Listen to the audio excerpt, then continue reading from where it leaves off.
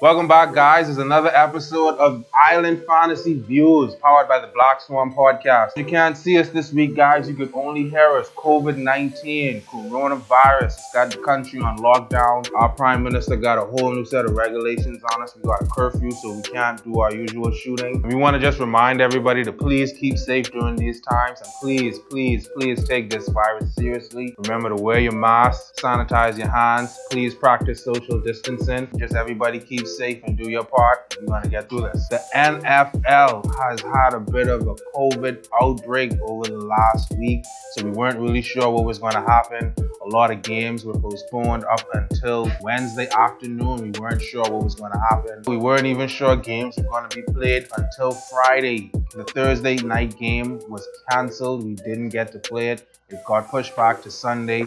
So we were in a bit of a flux for all week. Eventually, we got all of the games played on Sunday, Monday, and Tuesday. So there's a lot of NFL to get through from last week. Let's jump right into it. The Atlanta Falcons picking up their first win of the season. Julio Jones and Matt Ryan finally got on the same page. Julio Jones wasn't with them last week, but he got 2 touchdowns. Matt Ryan threw for 4. I don't really know what was going on with the Vikings. Kirk Cousins didn't have his best day, but Justin Jefferson, the rookie for the Minnesota Vikings, I hope he's not on anybody's waiver wire. Honestly, I think he's a go-getter. If you want to get some trade to make a playoff push, he had another 2 touchdowns. The man just keeps on producing. The Steelers and the Browns. Everybody thought the Steelers coming in, they're still undefeated. They're going to put up a good fight against the Browns, who are coming off a nice little win streak. But the Browns didn't show up for football Sunday. Who knows what happened? The Steelers defense is that good, but Baker Mayfield did not wake up feeling dangerous at all. Please wake up feeling dangerous. And when I woke up this morning, I was feeling pretty dangerous. The Steelers only let the Browns score 7 points compared to 38,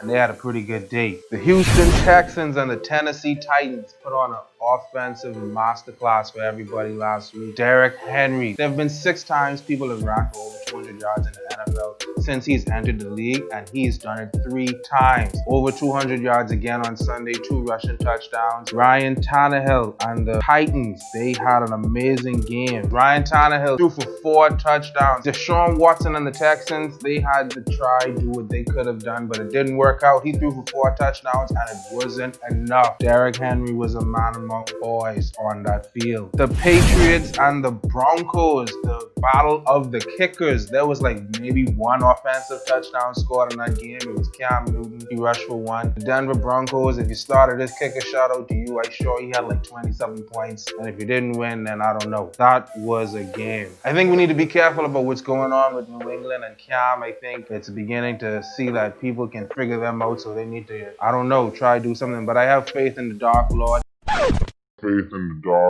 What?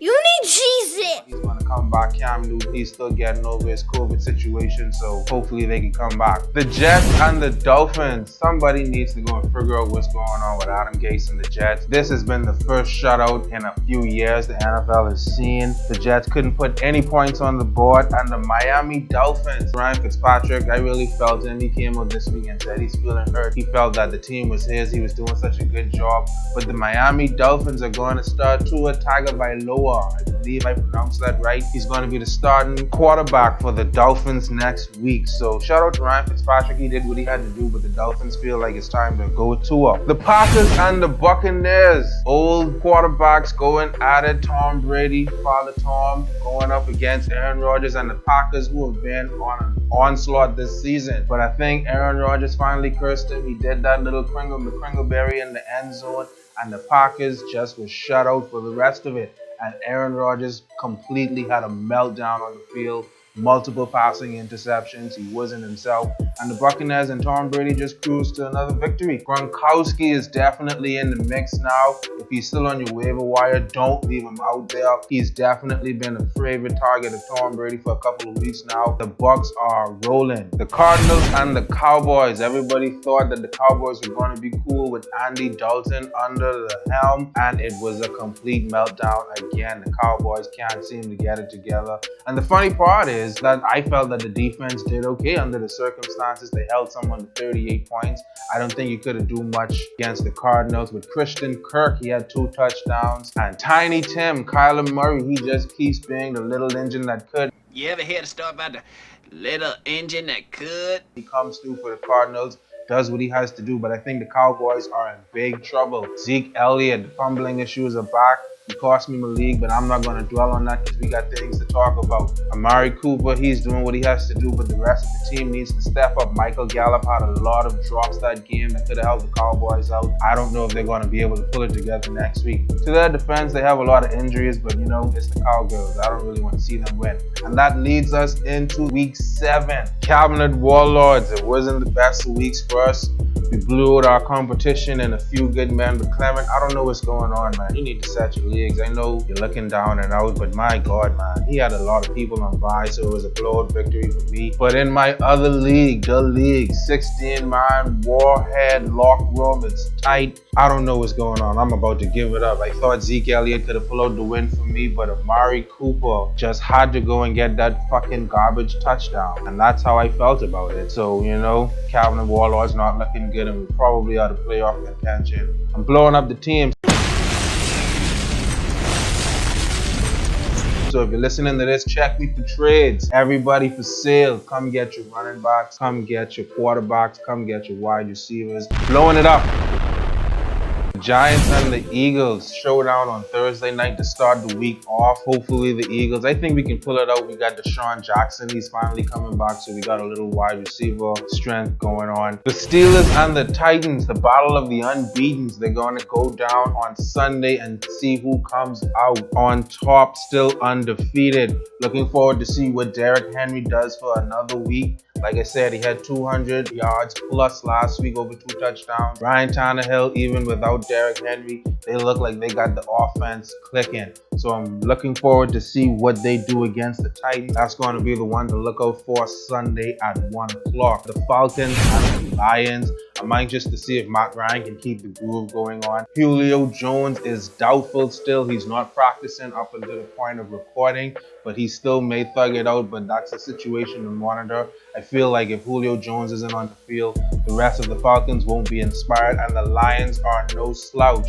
Adrian Peterson, he looks like the ageless miracle out there. He is still putting on a big show, but the running back DeAndre Swift for the Lions, he's definitely one to keep on your roster. Keep him started because it looks like the Lions and him are off to a great start.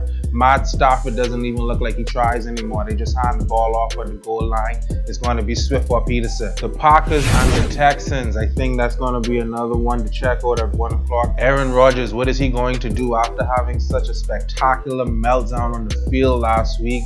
I don't know if the Tom Brady on the opposite side of the field got his nerves on him, but I don't think he's going to be afraid of the 1-5 Texans and Deshaun Watson.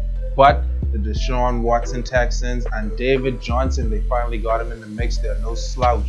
They're going to go out there and try and see what they can do. Hopefully catch Aaron Rodgers slipping again. Maybe he slides into a funk. I don't know if it's going to be the start of one, but Aaron Rodgers, I feel like he's a mental player, and if he's not mentally there, he can definitely lose focus and start to slip and cause your fantasy team to suffer. So definitely one to watch out for on Sunday. The Seahawks and the Cardinals. Little fun fact, the Seahawks are rumored to be interested in Antonio Brown, who can officially be reinstated in the NFL after week 8. There are a couple of teams who are interested in him. The Seahawks, I don't know what they possibly would need him for because they literally have the NFL's deadliest duo at wide receiver. DK Metcalf and Tyler Lockett. They are on one accord with Russell Wilson this year.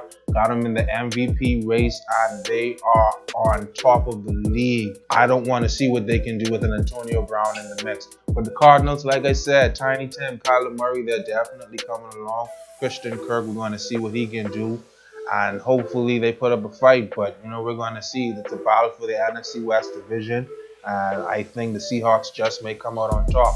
But keep your eyes posted. If Antonio Brown is on your waiver wire, there's definitely teams interested in him. You might want to put a flag on him. You might want to claim him if your roster or your waivers get cleared quickly, because you know you got some savages in your league. But keep an eye on Antonio Brown. Sunday night we have a big game. The Raiders and the Buccaneers. I feel like that's going to be another offensive masterpiece.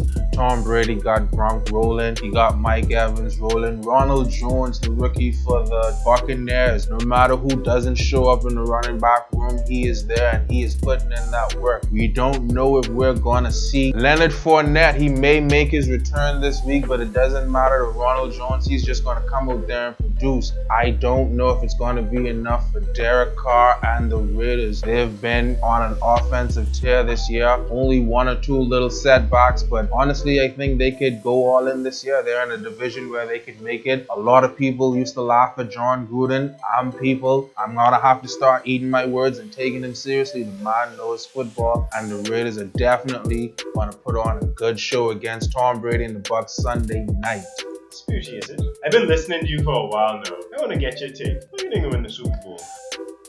All right, thanks for that question. Long time listener, first time caller. The Seahawks are looking very dangerous in the NFC. I don't know who is going to overcome them, but they're looking like they're going to be the ones coming out of the NFC. Patrick Mahomes, Andy Reid, and the Kansas City Chiefs, can't ever count them out. They're probably going to come out of the AFC, and I honestly don't know who is going to win a matchup between both of them. I could probably count on Pete Carroll to make a bad call in the fourth quarter to give Kansas City the game. So more than likely it'll probably be Kansas City with another repeat. They are gonna get another NFL All-Pro caliber player this week coming up with Le'Veon Bell. He's set to join the Kansas City Chiefs, so they're probably gonna be in the Super Bowl laughing all the way to the bank for 2 straight.